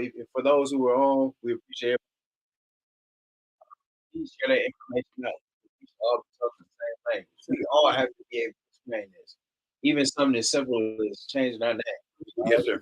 Taking back our identity. Right? That's the first thing first. If you want to get down to it. And then we all up under this mindset, this thought process. Right? We want to address the finance. We want to address profit. We want to address the privilege based in our own community, the bots, right? The foundation, right? The same folks that we beginning to get grants from, and they be stealing our ideas selling across the country, right? Yes, sir. And then we want to monitor you to the point where you hold this Impact angle, right? I gave you a couple play by these rules, just to meet this criteria. You getting funded, right? Cut you off, but then us building our own earned income base, us having our own our own structure to fund small business. Right? We'll have to go bend over to the Bank of America, small business. We should be able to provide those to our own small businesses, right? Those are the nucleus of every community, city. We have to build it up. So we can go ahead and ease the access, right, by having a flow. And that's built, and that's right now. We start building up our fund, and this is something that we've been talking about. We all put $1,000. It's 10 of them. We all put $1,000 in. Yes, sir. And we say, okay, Brother Reggie has a right. We got $10,000, right? Because we all put $1,000 in. Yes, sir. We're gonna fund his idea, right? We're gonna fund his idea. Of course, there'll be some equity that comes back. Yeah. But we want to make sure that we support what you got going on. And when that business started taking off, right? Yes, sir. Then we started putting a pool back together. The idea of national reparations. So we're gonna jumpstart $10,000. Yes, sir. Right. In addition to Brother Reggie. Yes, sir. Now we start building, and then Brother Roberts may want to do education with the students. Yeah. Now we start looking at this from a whole different sector. We ain't gotta go ask nobody because we're practicing self-funding. What you're talking about Yeah. happens when our brothers do in the Middle East all the time. They'll get together in the group and they'll say, okay, I'm gonna afford $500 a month. So I'm gonna get $500 a month, or $6,000 a year. Yeah. Now, in that 12-month period of time, I'm gonna end up getting the pot. Each month, somebody in the group get the pot. Yeah. And so what happens is, if it's 10 people, that's $5,000. Yeah. If it's 20 people, that's 10, and so on and so on. So you can make something that people afford and put it into the pot. And I don't care if you draw straws or whatever you do, you can now fund it. But the idea just has to be coherent and doable. Yes. Let's put our money on the ground. We insure. So if you got a business, we're gonna be ready. Yeah. If you got a business plan, your stuff together, it makes sense to it, right? We all agree we might have a post. Yes, sir. We don't know what that, but it's already go. Right. That's what we funding and supporting. Mhm. But then every month we all put into Putting back it's into all the coming back, right? And brothers giving us support every month about how this business is running, right? Yep. And so now we put ourselves in a different structure, right? It wouldn't even matter who's in political office because they got to come to this group. They got to come to that body. They got to come to the brothers because they got the flow. They putting folks on, and they got the resources on their own. They doing it on their own. Yep. So we need to get validation from them. Right. And then we start putting money behind grassroots young leaders. We not even playing the same. That's what the 2 was going on. In Michigan, and one of the brothers running for a political office during the primary season, he said the state voting office, they have these boxes that being set up at these white churches. Yeah. And all you gotta have at the church is a camera that will be on this box 24 hours a day, 7 days a week. And that church gets almost 100% in the absentee process in the primary because we had that box set up there under surveillance so the election commission can see it. They don't tell us about this until after the primary when we going into the general election, and that's how you get the sister that's been killed, the lady that's taking killed, that don't none of us know. That's how you can get her to win the primary. You have Dr. Q and nearly fragmented, fighting, and with no unity among two of the biggest bases in Genesee County, the city of Flint and the city of Saginaw.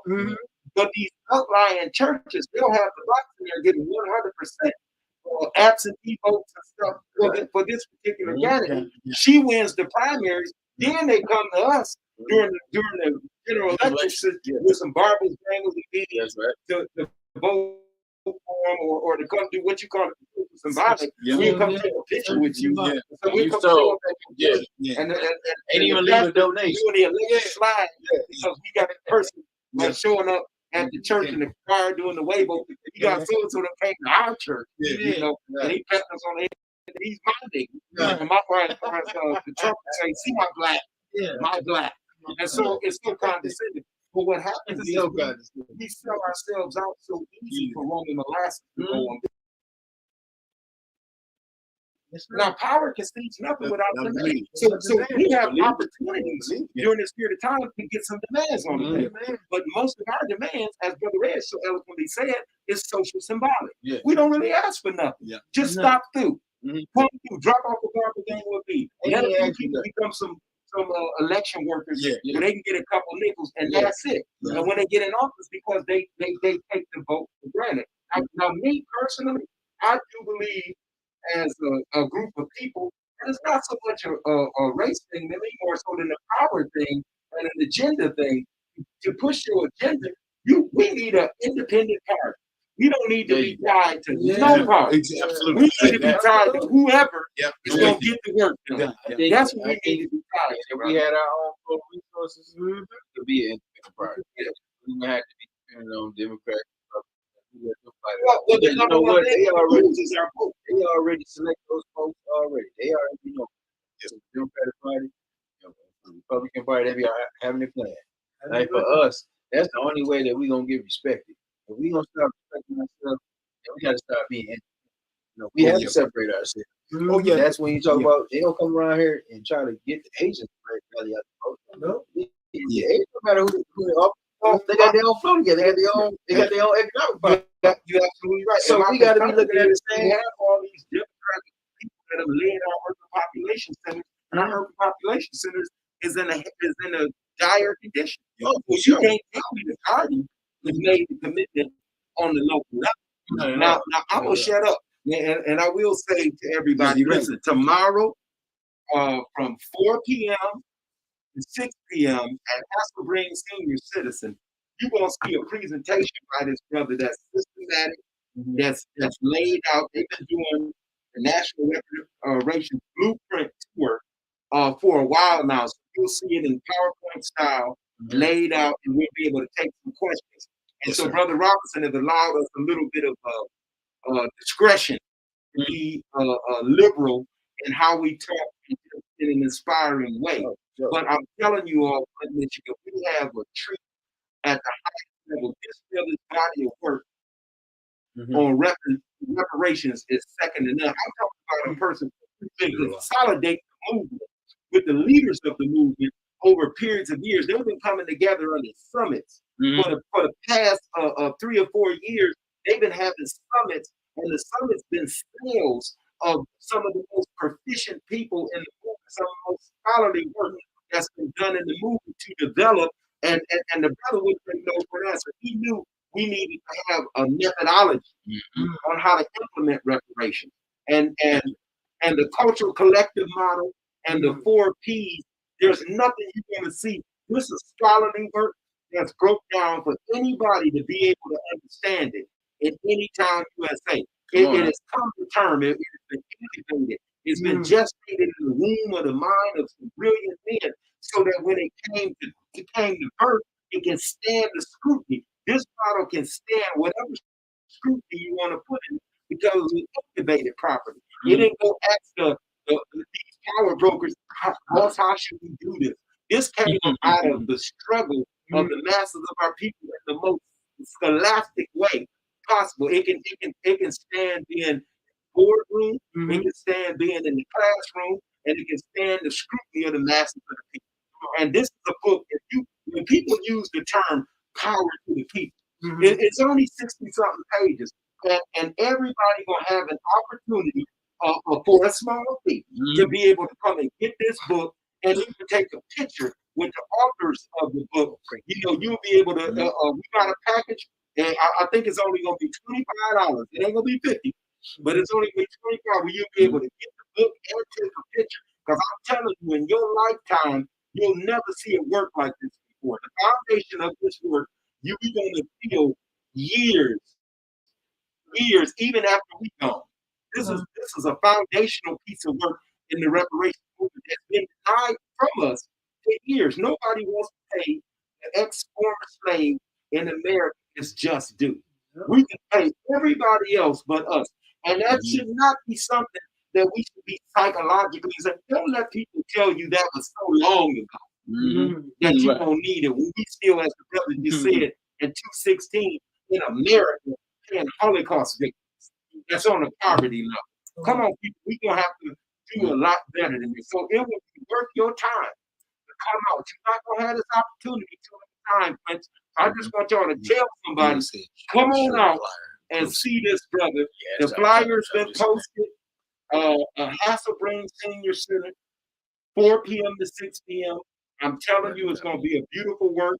We're going to ask Brother Robinson and Brother DeWaun to open us up with a word of praise locally, because we know all politics is local. And we want to let y'all know that we have some of the strongest revolutionaries in Flint sitting in front of y'all right now that's been on the ground for a long time. Brother Robinson is very unsung. This brother, I know for a fact, he take your kids and mine fishing so they can understand just be in the wilderness. Things they don't even have a chance to do. And then the brother be on the front lines of the movement the next day. So he has a range of skill sets. He loves our kids and he will die for the cause. And not many of us actually can say. So brothers and sisters, I just wanted, I'm so happy to be a part of something. This is substance. And we can't not walk around being scared to stand up for our own selves. Standing up for our own selves are not at the expense of nobody else. Trust me when I tell you, every community but ours get theirs. Yes. And we need to get ours. And there's going to be a certain level of uncomfortability coming towards this truth. So come on and feel uncomfortable for a moment. And let's get something in our heads that'll make us feel comfortable and stand up doing what we need to do and to start our reparations local and grow beyond. So, brother, we're going to have to get Brother Reg out of here. Brother DeWaun, I want you to wrap this thing up. Brother Reg, y'all got to take some parting words. Yes, sir. And let's make it happen. Yes, sir. Well, I want to first of all thank Brother Robinson, Brother DeWaun, and Brother Reggie Davidson, who's been a long distance runner for a long time. Brother Robinson, you have been a marathon runner for a long time. That's Brother Robert. That's Brother Robert. I'm Brother Robinson. Brother Robert. Brother Robert. We the two are the same. Okay, good. Well, Brother Robinson, you have been a long distance runner and a marathon runner for a long time. That's right. So many of us. We just appreciate it. And our young brother here, I call him young because I got some years on him, but he is certainly has a body of work that has been contributing to the liberation of our people, economically, politically, socially, educationally, culturally, and we want to thank him. I want to thank my benefactor, Reginald Davidson, who has allowed me to come and invited me to come, and I've been pushing to come to see the people in Flint on the ground, because what you all don't realize is that years back when you all had the epidemic, and I know all of it has not been solved, but the world was looking at Black people organized, continue to struggle, and gave us hope around the world. We know that there are hundreds of cities in the same condition, and complete reparation will address that. But you all have attempted to address it and show people that in our unity, We don't just cry and whine and leave the city. We come and let's clean it up. Come on now. Some demands on those and the powers that be to change it and eradicate the problem. Right. And so I would like to again invite you all out tomorrow in a systematic way. What is it that you're gonna get tomorrow? First of all, we're gonna clearly define what reparations is. Yes, Who owes, why they owe us, how much they owe us, and why reparations is good for all of America. And everybody can be a part of it. I don't care about your theology, your ideology, or your philosophy. As long as you're talking about the restoration and the transformation and the elevation of Black life, economically, politically, socially, educationally, culturally, come on out. We talk of complete reparation. And let me leave you with my motto. For the remainder of the 21st century, we must produce thousands of great thinkers who are great builders, thousands of great builders who are also great thinkers. Then and only then are we prepared to take our original position on top of the world stage as a proud, productive, and powerful people. This massive transformation and elevation of Black life will only happen with complete reparations. Thank you all so much for your time. Thank you for your attention. And I'm grateful and looking forward to seeing and meeting so many of the citizens of Flint on tomorrow. Thank you. I do want to say, man, definitely, I thank all these brothers, man, for coming up and just really kind of lending their expertise, really just kind of talking about getting our stuff together. Black people, we got a long way to go. But through strategies like this that we can really put out there, man, we can get there. Sometimes it seems like a long shot. We're going to never get there, I guess. From the outside looking in, from these young people from today, we seem like we just move backwards. But for us, man, we are in a position to go ahead and make change. Like Philip was saying, this is the right time, right? We have to be very dedicated and committed. If we don't start looking at it like that now and saying like, okay, we see the problem, we notice the problem, but then now we want to do something about the problem, right? Understanding like having our finances together, being strong, being military minded, about our actions, right?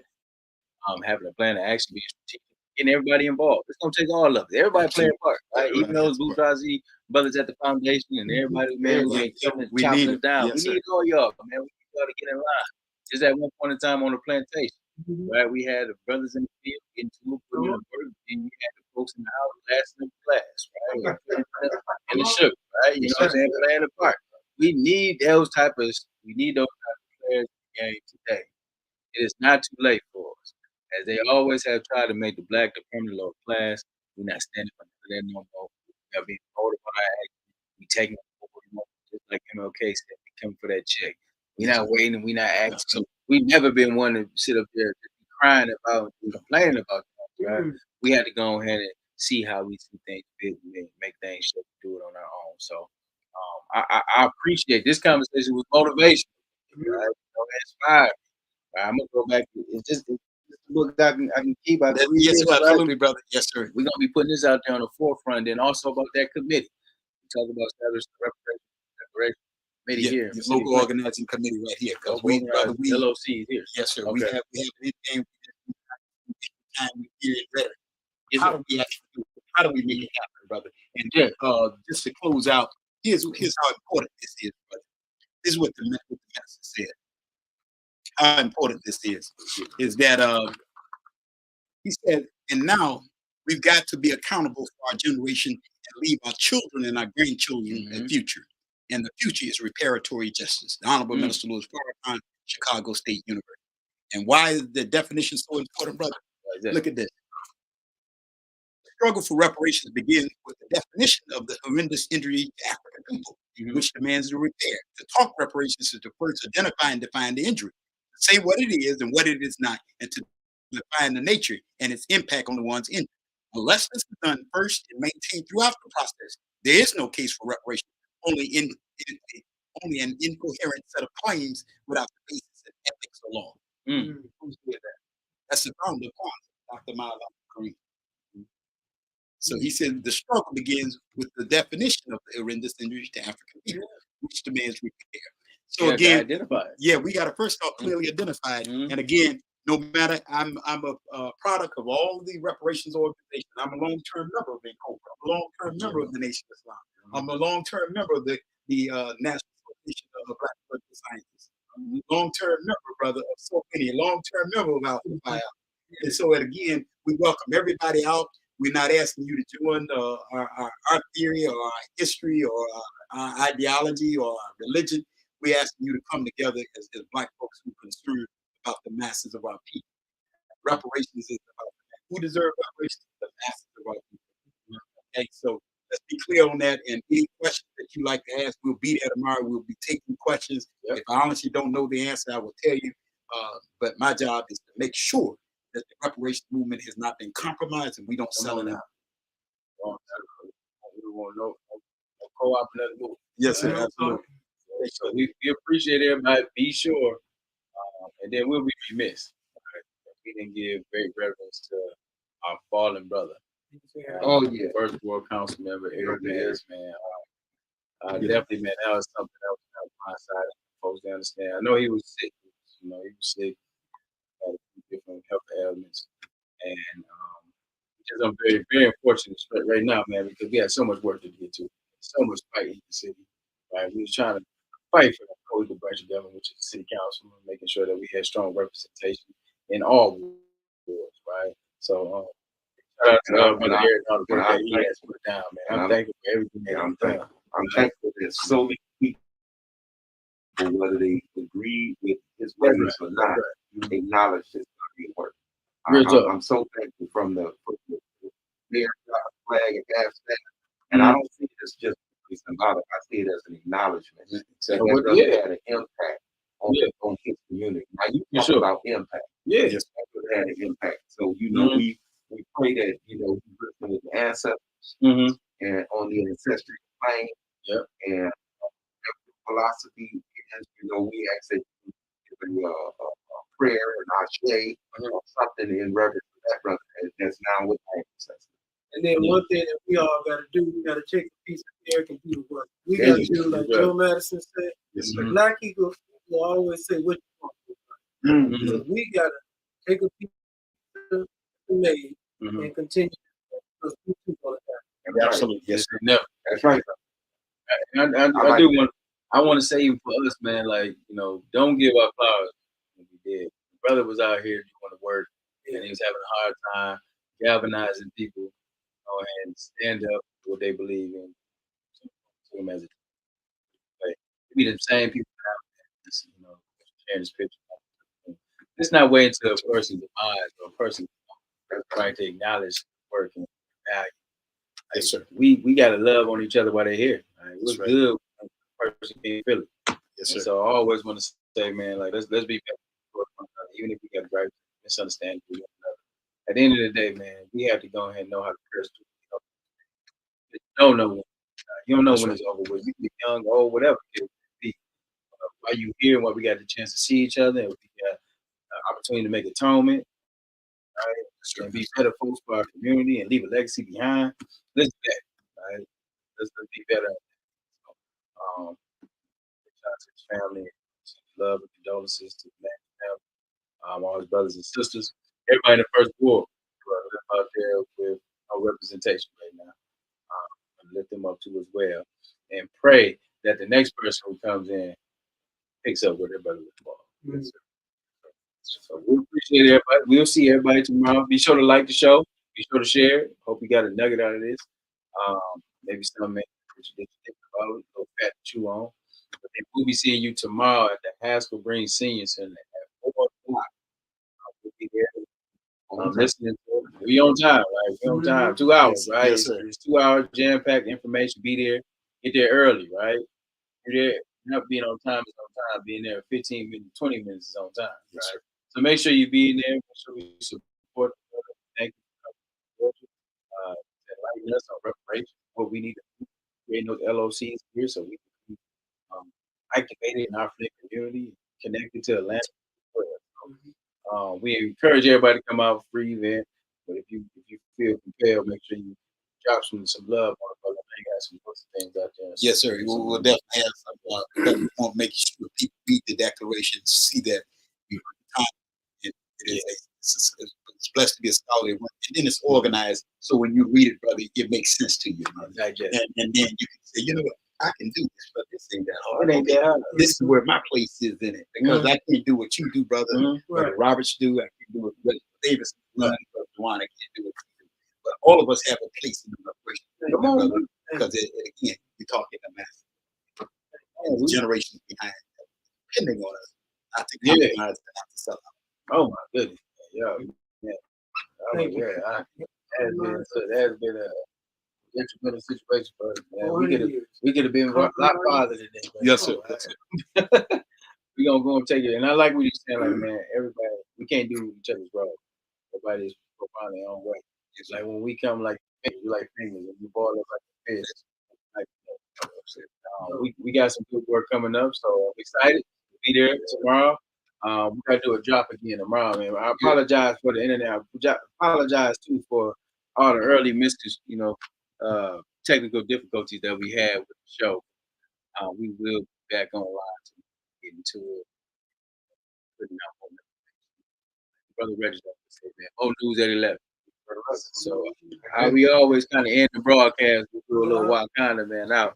So we're gonna definitely Wakanda this thing going out. And if you got any other information you'd like to share, drop it in the chat. President Reginald and Brother Reggie will be looking at the chat, so if answer some questions that come tomorrow, with some insight, they'll be able to provide that too. So with that being said, we kind of do a Wakanda out. We got that.